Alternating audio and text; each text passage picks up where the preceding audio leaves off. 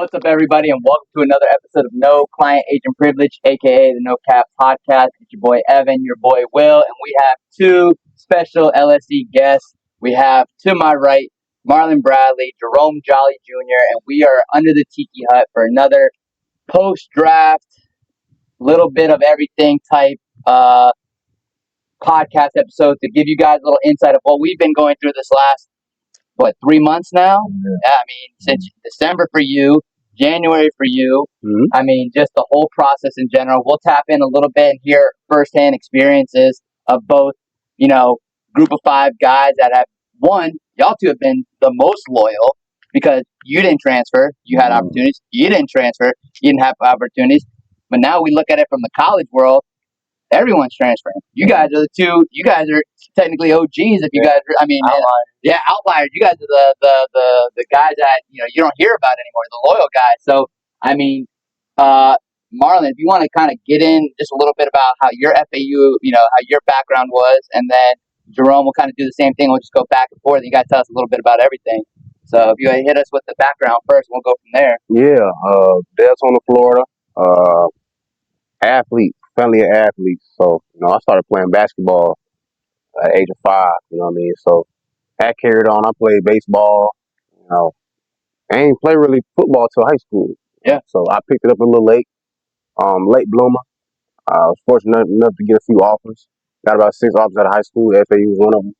They showed a lot of love, especially Lane Kiffin and his camp of guys. Yeah. His camp of coaches that came in, they really showed lots of love. And I feel like that's why we were so close, like everybody was close to everybody, and we just really each other. Right. If we had to say something, one of our team guys that was real vocal, we'd have player-led meetings, things like that. So I feel like that was one of the reasons why we was so successful with him. Yeah. Just family of athletes for real, and fortunate enough to receive an offer from FAU. Jay, go ahead, hit them with the same thing. Give me a little back, let the people know who you are, where you're from. And So Jerome Jolly Jr. I grew up in Jacksonville, Florida. Fell in love with sports for real at a young age. I played basketball, baseball, and football. Just staying active. Just staying out of trouble, stay active. Yeah. But I never really took it serious. I was always just good at those sports. I just whenever I hit the court, hit the field. But I started taking it serious around, like Marlon said, late bloomer. So I started taking it serious around like junior year when I started picking up interest, offers and whatnot. And then shout out Coach Burns, Tanner Burns, and Huggy Free. They took a chance on me. Before I took a chance on myself, really. They believed in me, and history ever since. Yep, and especially because the Liberty, when you were going at the time, was still kind of getting good. Yeah. Whereas like Lane was a big deal, taking over FAU and stuff. And Freeze, he was still just making a name for himself. So y'all two, again, you guys are still the outliers with regards to how you've come to now be in this position where, we just went through the draft. We're waiting on these rookie minicamp invites. And it's like you had the NIL experience in college, but you only had it for 2 years. And you only had it for 2 years. So it's like, for you guys, you only got a half end of the NIL experience. Where the front end, you guys, we're just the normal college guys. So it's like, give us a little bit about the NIL experience for you. And, again, coming out of the group of 5, I'm sure, especially in the transfer portal, all these kids going out, like, give us a little bit about your NIL experience. And then, like, you don't have to talk about money or figures, but just what you thought of it, how it kind of put you guys in the locker room. Did it, like, rub you guys the wrong way at any point, knowing that somebody, might be getting a little bit more money versus you and vice versa? Do you think there was any animosity in the locker rooms? Because I can definitely tell the landscape in college. It's kind of, you can definitely tell it's getting a little bit that way. Like, you can tell the locker rooms are not, like you were just saying, for team-led meetings. I don't really hear too much of that anymore. It's kind of hard when everyone's transferring in and transferring out. So, give us a little bit of how you believe that from those first couple of years where y'all didn't have it, did it change that locker room when y'all did get it? No doubt. It for sure changed the locker room, just like the team morale, the culture of the team. Because literally, like, when this NIL stuff, like 2021, first fall, that happened, we didn't have any more team player-led meetings. Yeah. After that, it was just straight up routine stuff, and I feel like a lot of the camaraderie, you know what I mean, kind of like stripped away. Right, You know? right. That's yeah. Is that saying you feel like that was the same kind of at Liberty? Well, you both went through so many coaches changes too, so it's like you think not only the NIL, but you think that coaching change, especially from the guy like Freed that was building everything from the ground up. Do you think that really weighed in on y'all's locker room? Yeah, it definitely changed, you know, that dynamic of the locker room. You know, when we was in that coaching shift, you know, like some players didn't fit with the new coaches or had loyalty to other coaches, you know. But yeah, me personally, I was always like the money gonna come. You know, I was always, you know, like I ain't never really have a desire to chase the money. You know, I'd rather chase like, you know, relationships and you know, everything like that. Not those like build a brotherhood. So, you know, and I kinda was like a player led meeting. Like player led meetings like, yeah, all this Porter stuff going on, but when I pull the clothes, whoever in the meeting, like that's on the team, like you here. So right. Yeah, I tell you, like I understand, you know, if you want some money, but wait till after the season. Right. Wait till after, you know, now we got something to take care of. And that's where I think, I get it from like the kids' perspective. Like if you're trying to get paid, that's great. And we've talked about it on the show before. Like y'all deserve it. Y'all deserve the money that you earn because I think somebody also said like where was that money going before? Yeah. If they got $20 million to spend on a roster, where was that $20 million going before? So like I'm on team player side, but like on the coaching side for me, like where I look at it, I don't want you guys to go into the season and be like, man, they didn't pay me enough for this season, something like that. Like I don't want that mindset. I want if we're talking money, it's like right now. Like let's get it done. Like let's get that money talk done, and then let's, like you just said, focus on what we got ahead of us. Like let's get all the paperwork, all the contract shit. Let's get it all done. But like you said, like there's always going to be guys that kind of like they can't get that out of their head. They're young boys and they don't understand that the money will come, like you said. So it's tough in that sense because hell yeah. Like we were talking about it when we met up that one time, where like the not rookies, but like the freshmen are making more. You could consider them that now. Yeah. They're making money, but the freshmen coming in are making more money off the bat. Yeah, they need to make that money. Otherwise, they're not going to go there. Right, and that's where I think for guys like that were loyal, like it's like in the NFL, your rookie, unless you're drafted, shouldn't be getting more money than your 4-year vet, your 5-year vet. That's just my mindset. It's like when you have a cable package at home, and it's like you call them up, and it's like I've been a loyal customer for 20 years, and I'm paying $500, but you have all these deals for the people. The new people. That's how you Just joined yesterday. Sense. It's like the new phone for all new customers, or and it's always been about facilities and recruitment before NIL started. I'm sure when you two took your tours, like they showed you around, they made it real sweet because there was nothing else that you could do at that point. Yeah, I mean, what you couldn't do? Let's go talk about money. Yeah, you couldn't do that. Yeah. So there was no now contract. It's like you don't even need to. It's like send me the offer sheet or send me what the NIL money is going to look like first, and then I'll take a tour. Right. It's like kids don't even want to go out anymore. Yeah, especially at this point, for Jackson, like coming out of Jacksonville and Deltona, like you guys are going into completely different worlds, like going up to Virginia and coming down to South Florida, like two different worlds. So it's like when y'all look at it from going in as recruits and they were giving you those pitches, you love it because it's different, it's new, it's something where you guys would probably look at it like, damn, like this, I get to play ball here. That indoor facility at Liberty, was that there when you got there? Yeah. Like, ooh, y'all got an indoor? Yeah, and it's nice too. I'm telling you. Yeah, I wish. No, I mean, that's literally the only thing FAU missing. I mean, with the whole thing. But see, the whole. All right, here's the other thing. You're in Florida. You get this 90% of the year. This is what makes difference in the fourth quarter when you're used to running in this heat at 12. What time is it? Right now, 1:30. You had a 12 o'clock kickoff. This is what you're playing in. Everything. Scorching. You know what I'm saying? They're coming down from Liberty. They've been in the cold for the last 4 months. Yeah. You know, they just got cold up there. They get cold. The snow. Yeah, and they're in the mountains too. Like not in the mountains, but like they closer to like the water. No? Nah, like Central Virginia. See, So like that's what I'm saying. Like they get cold. Like even when we went, it was nice out because I was expecting it to be freezing when I went up there. Yeah, March. In March, Pro Day, right? Yeah. I was expecting it to be cold when we got there. I swear. So I mean, again, just again trying to compare your colleges, and it's you guys literally just graduated. Yeah. So it's like the amount of difference y'all went through in your 4 to 5 years compared to what some of these kids are going to get now. It's so crazy. Like when you talk about you signed as a team and as a guy, like just going to play ball. And now these kids are coming in and they're like, where's my money?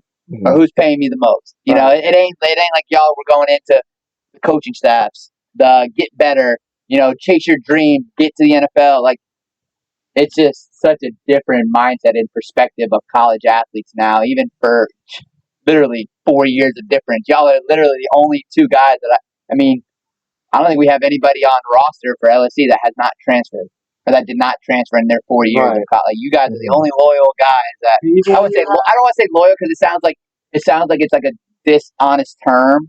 Like you guys were loyal to the program. I guess I would say more so because it's hard to find that. It truly is. Even when you have good years now, especially when you're a group of 5, you're good year. You're probably getting it out of there.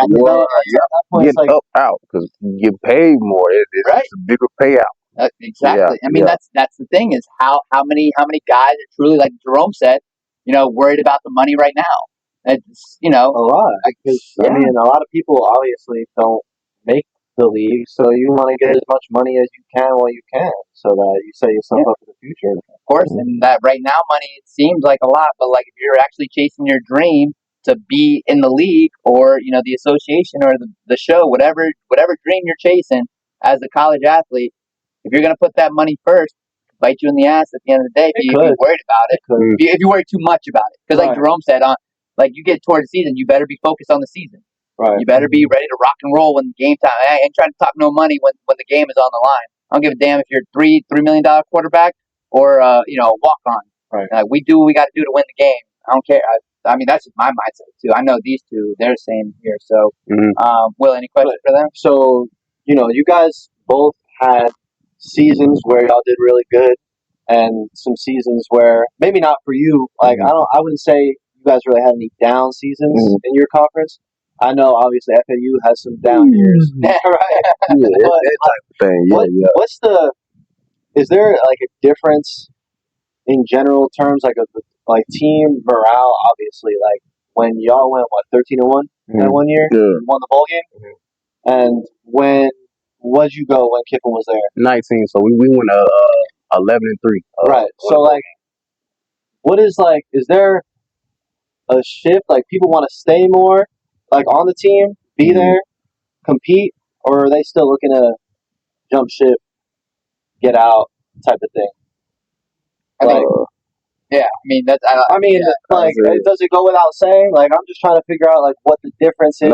When y'all have your good years versus y'all have down years or not as good years. Yeah, I say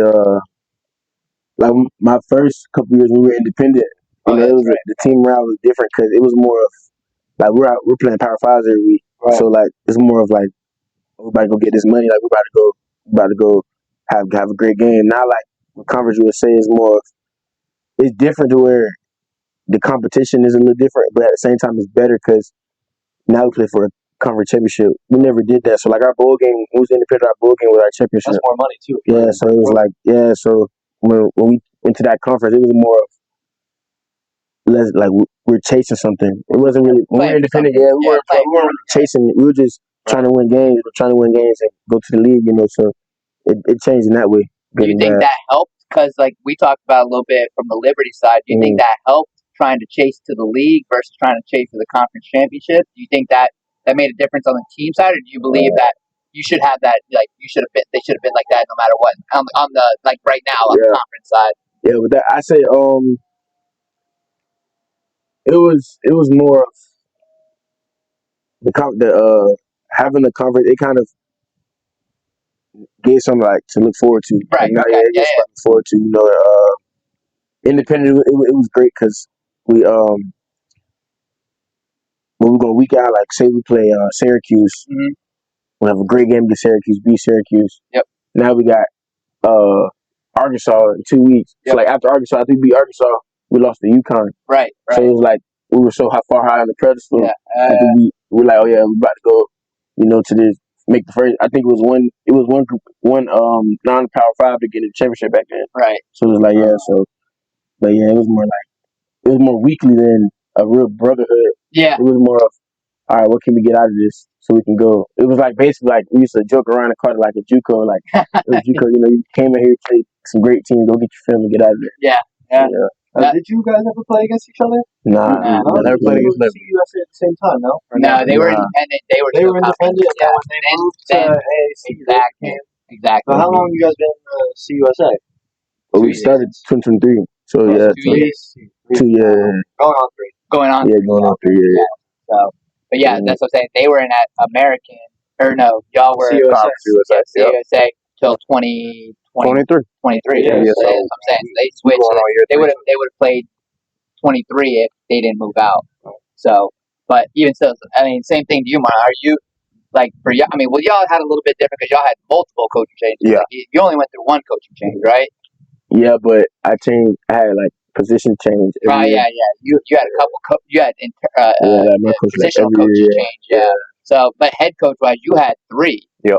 So, I mean, that's to keep a locker room together like that, probably almost impossible. With the money on top for the second coaching staff. So, tell a little bit about that. How that went. Well, one thing about when I came in, the guys that we had, we probably left with 4 of us left.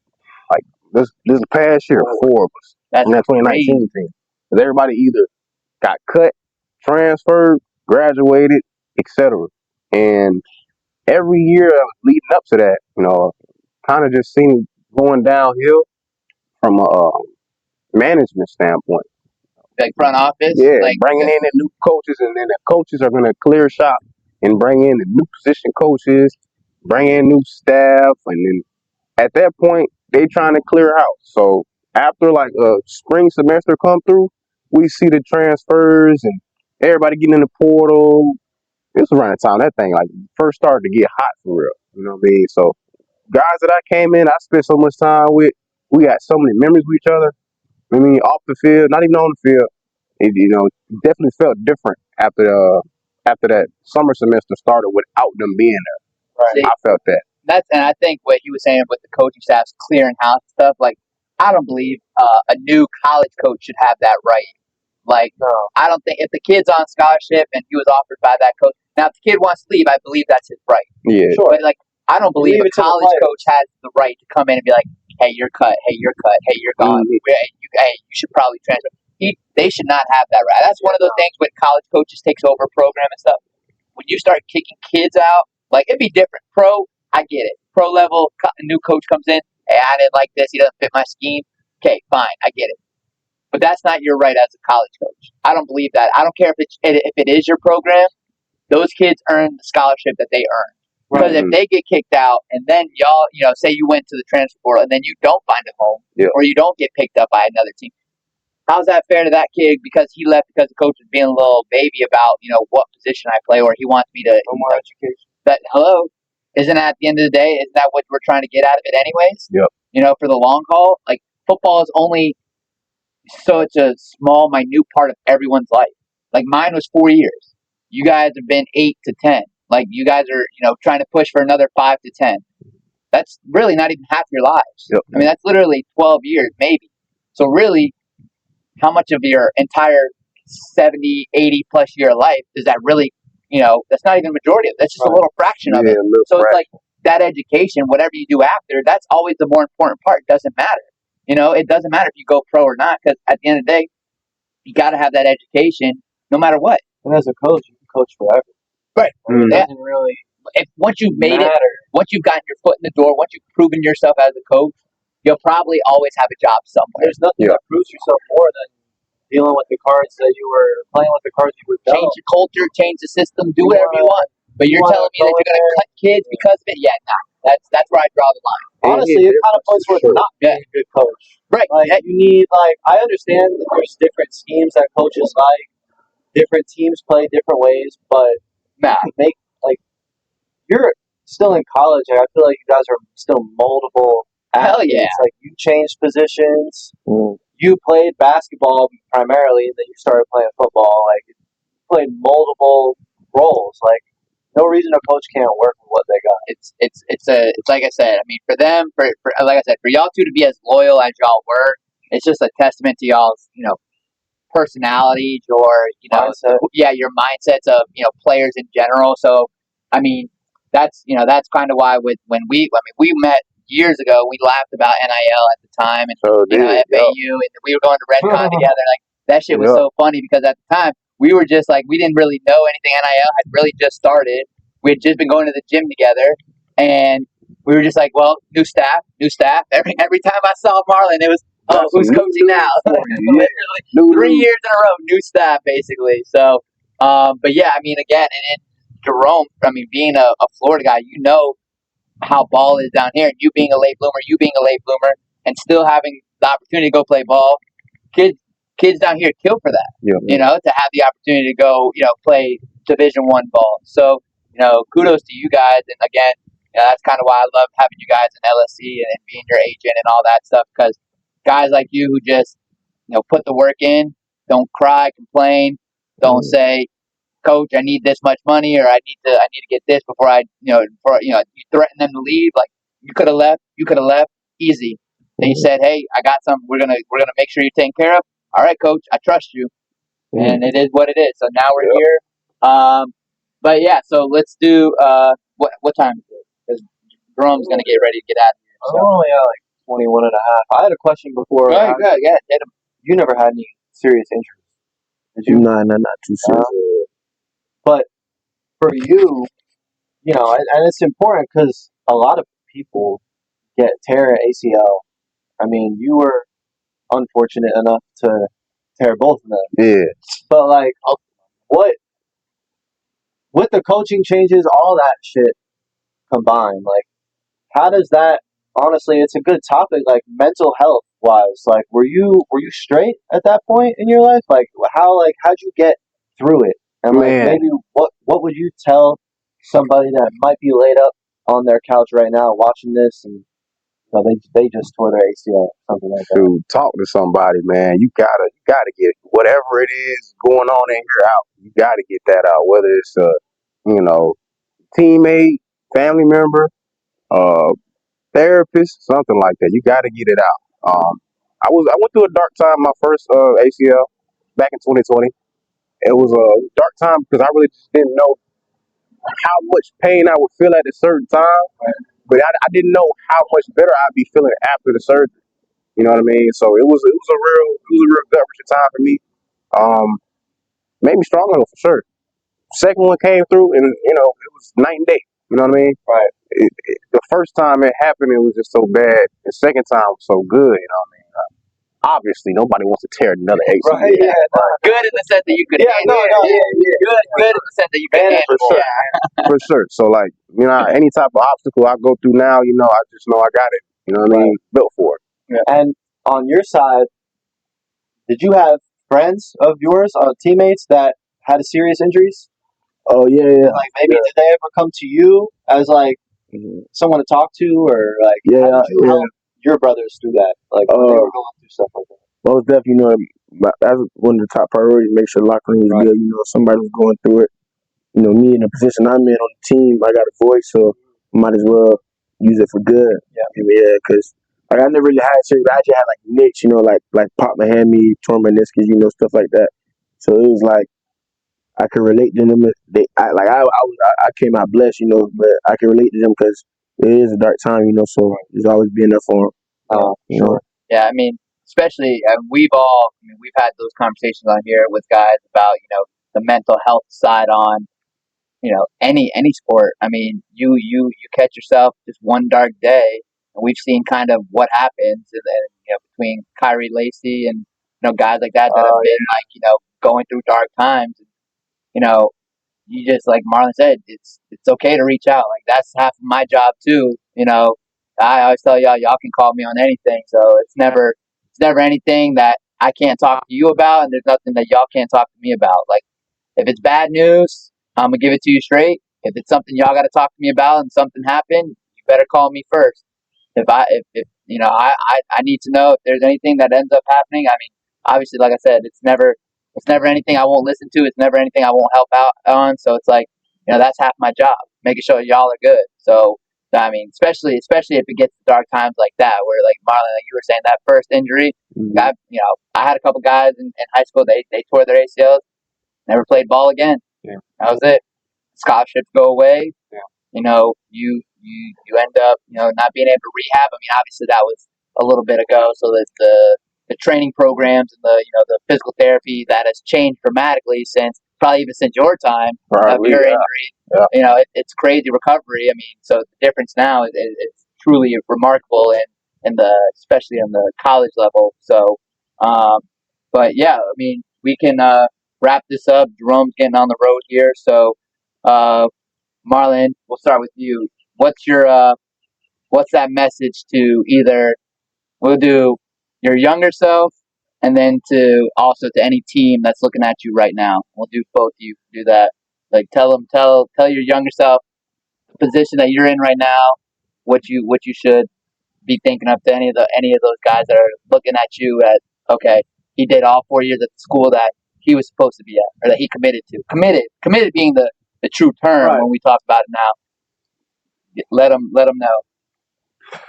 My younger self, I definitely say, move with a purpose. You know what I mean?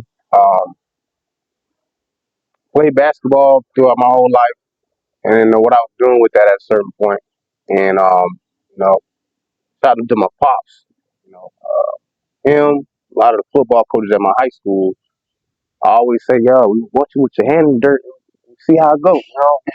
I was like, "Nah, I don't even do that all that." But yeah, no, for sure, just try new things. Don't be a one trick pony. Don't have your eggs in one basket. That's what my pops always told me. He always told me, don't just have eggs in one basket. Try new things because literally, man, high school starts and ends like that. You know what I mean? You ain't kidding.